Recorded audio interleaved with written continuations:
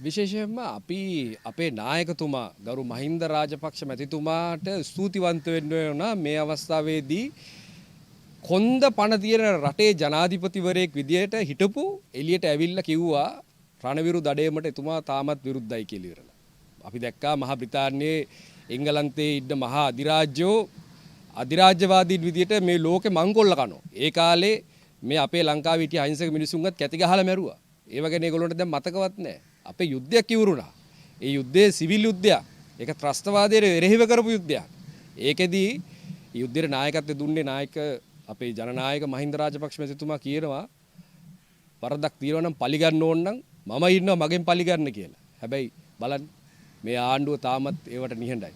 එතකොට තේරෙන්නේ නැද්ද මේ ආණ්ඩුවේ මිනිස්සු මේ ආණ්ඩුවේ නායකයන් කාගේ හරි අතකොළු වෙලා. අපිට හිතෙන්නේ දෙමළ ඩයස්පෝරාව තමයි මේකේ පිටිපස්සේ ඉන්නේ. මුලින්ම රනිල් වික්‍රමසිංහ ජනාධිපතිතුමාව ගෙනල්ලා ඉවරලා වාඩි කරවලා ප්‍රශ්න ටික අහනකොට අපි දැනගත්තා මේ එන්නේ මෙතනට කියලා ඉවරලා. දැන් පොහොට්ටුව කොහොමද මේ ඉස්සරහට මේ ගමන යන්නේ? මහත්තයෝ හොඳට මතක තියාගන්න. අපි හොඳට වැඩ කරපු පක්ෂයක්. ඒ කරපු වැඩ ඉස්සරහට මිනිසුන්ට හොඳට මතක තියෙනවා. ප්‍රශ්නේ උඩේ අවුලුනේ මේ පච හැලියක් අහලා ඉවරලා මිනිසුන්ගේ ඔළුව විනාශ කරන්නේ. කොළඹගේ අපිව බේරෙවේ නෑවුවනේ. නාවල අපේ පාක්ෂිකයන්ට ඡන්දේ දාන්න යන ඡන්දපලට යන එක බය කරානේ.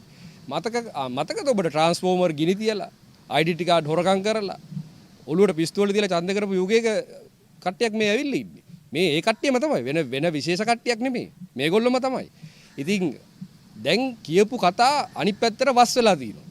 කතාවක් తీරවනේ කරන කලට පව් මීරිය මීසේ විදින කලට දුක් දැඩි වේ ගිනිසේ කියලා බලන්නකෝ. අනිත් පැත්තට රිටර්න් එක එනකොට